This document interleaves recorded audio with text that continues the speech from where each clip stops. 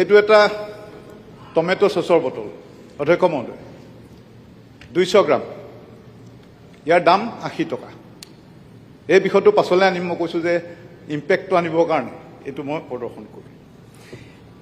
এতিয়া আপুনি এইটো পঢ়িয়ে দিলে যে আমাৰ কৃষকসকলৰ যি ফাৰ্মাৰ ৰেজিষ্ট্ৰেশ্যন হৈ আছে এইটো এটা বহুত ভাল কাম যে আমাৰ ফাৰ্মাৰ্ছবিলাকৰ ৰেজিষ্ট্ৰেশ্যন নাই তাত সমস্যা দেখা দিছে কি আমাৰ অসমীয়া মানুহৰ আকৌ কাগজ পত্ৰ ঠিক নাথাকে মোৰ নিজৰ নামতে এতিয়া আমাৰ যি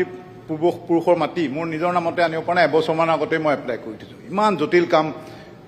চাৰ্কল অফিচৰ কাম সেইকাৰণে বেছিভাগ কৃষকৰ মাটিৰ নাম আছে আজু ককা তাৰ মাজত ককাক আছে দেউতাকবিলাক আছে তাৰ পাছত এতিয়া থকাসকলৰ আছে সেইটো মিউটেশ্যন হোৱা নাই ফলত নামটো নাই ফলত ৰেজিষ্ট্ৰেশ্যন কৰিব নোৱাৰে আৰু বহু লোক আছে কাৰণ আমাৰ মাটিৰ ক্ষেত্ৰতো এটা ক্ৰিমি লেয়াৰ আছে যাৰ বহুত মাটি কিন্তু নিজে খেতি নকৰে সেই সকলৰ পৰা কিছুমান কৃষকে মাটিটো লিজত লৈ পইচা এটা দিয়ে লিজত লৈ পেলাই খেতি কৰে এতিয়া তেওঁলোকৰ ৰেজিষ্ট্ৰেশ্যন নহয় আমাৰ PM কিষাণ পাওঁতেও বহু আমি সমস্যা পাওঁ বহুত কৃষক আহি কয় যে মই PM কিষাণ নাপাওঁ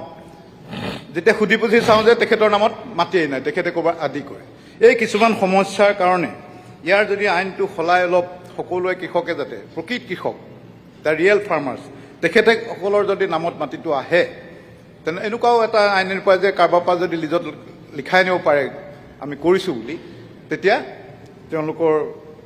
নামবিলাক ভৰ্তি হ'ব তেতিয়া চৰকাৰী সুবিধাবিলাক পাব PM কিষাণো তেওঁলোকে পাব এতিয়া মই দুটা কাহিনী ক'ম তিনিটা মই গাঁওবিলাকত সাধাৰণতে ঘূৰি ফুৰোঁ আৰু কিবা বাহিৰত মানুহ ওলাই থকা কিবা কৰি থকা দেখিলে সোমাই মাত লগাওঁ এদিন এঘৰ মানুহত সোমালোঁ দেখিলোঁ মানে বিলাহী একদম কৰি থৈছে কিনাৰতে গৰু এজনীক খুৱাই আছে আৰু এটা মানুহে বস্তাত বিলাহী ভৰাই আছে তো মই সোমাই গম পালোঁ যে বলিন শৰ্মা কৃষকজনৰ নাম মোৰ কি হ'ল বিলাহীবিলাক যে গৰুক খুৱাই আছোঁ ইমান ধুনীয়া বিলাহী ক'লে এতিয়া 1 টকা 2 টকাতকৈ প্ৰাইচ নিদিয়ে এই গৰুৰ দানাৰ দাম বহুত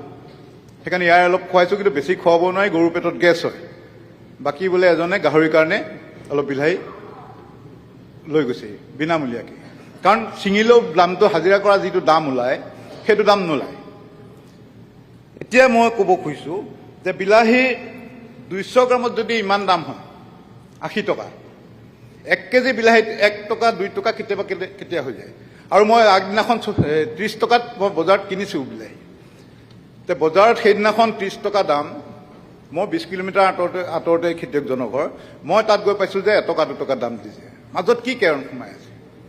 বা বিলাহী য'ত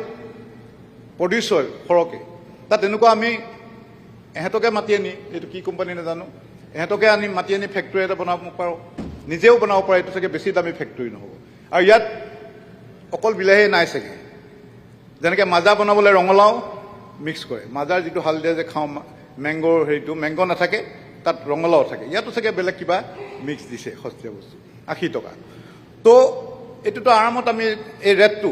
একেটা ৰেটত ৰাখিব পাৰোঁ এই বলিন শৰ্মা ইয়াকো ক'লে ৰঙালাওত যিমান লাভ কৰিছিলোঁ বিলাহীত চাফা দি দিলোঁ চাফা হৈ গ'ল এইবিলাক সমস্যা দূৰীকৰণ কৰিবৰ কাৰণে মই মাননীয় আমাৰ বিভাগক অনুৰোধ জনাইছোঁ কাৰণ এনেকুৱা যদি সৰু সৰুকৈও ক'ৰবাত বনাই দিয়ে য'ত বিলাহী বেছি প্ৰডিউচ হয় তেতিয়া সমস্যাটো সমাধান হয় বা নহ'লে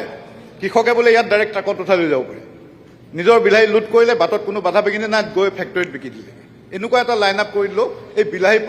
প্ৰব্লেমটো সদায় প্ৰত্যেক বছৰে হয় মই দেখোঁ